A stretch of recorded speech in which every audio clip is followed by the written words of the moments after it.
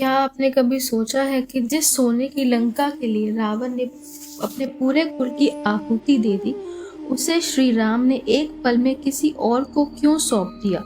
लोग कहते हैं विभीषण घर का भेदी था, पर क्या वाल्मीकि रामायण, रामचरितमानस और आनंद रामायण भी यही कहती है?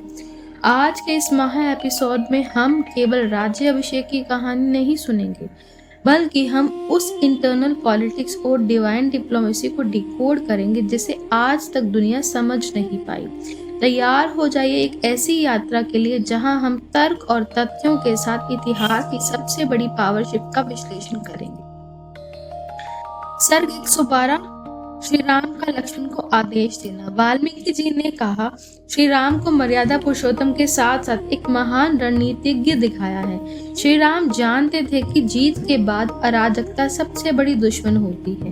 विभीषण का अभिषेक केवल एक इनाम नहीं था, बल्कि लंका की जनता को यह भरोसा दिलाना था कि उनके ऊपर अब कोई विदेशी आक्रमणकारी नहीं, बल्कि उनका अपना न्यायप्रिय राजा शासन करेगा।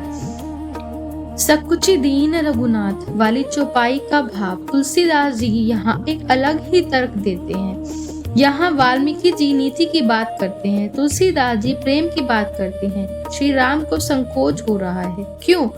क्योंकि उन्हें लगता है कि विभीषण ने अपना सब कुछ श्री राम के चरणों में छोड़ दिया और बदले में श्री राम मुझसे सिर्फ एक नश्वर राज्य दे रहे हैं। यह लीडर फॉलोअर रिलेशनशिप का चरम है।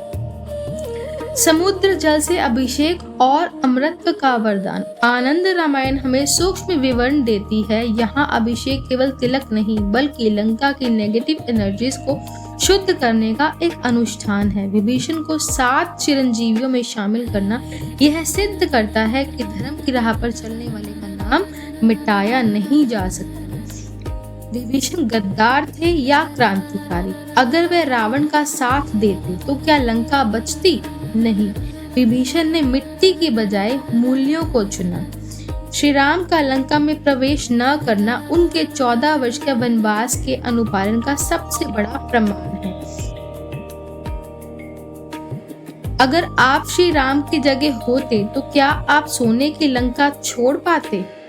दोस्तों, इस गहरी चर्चा का उद्देश्य केवल इतिहास बताना नहीं, बल्कि यह समझाना था कि जब सत्ता और सत्य में चुनना हो तो हमेशा सत्य को चुनिए। नीचे लिखकर कमेंट में बताएं कि आपके हिसाब से विभीषण का सबसे बड़ा गुण क्या था।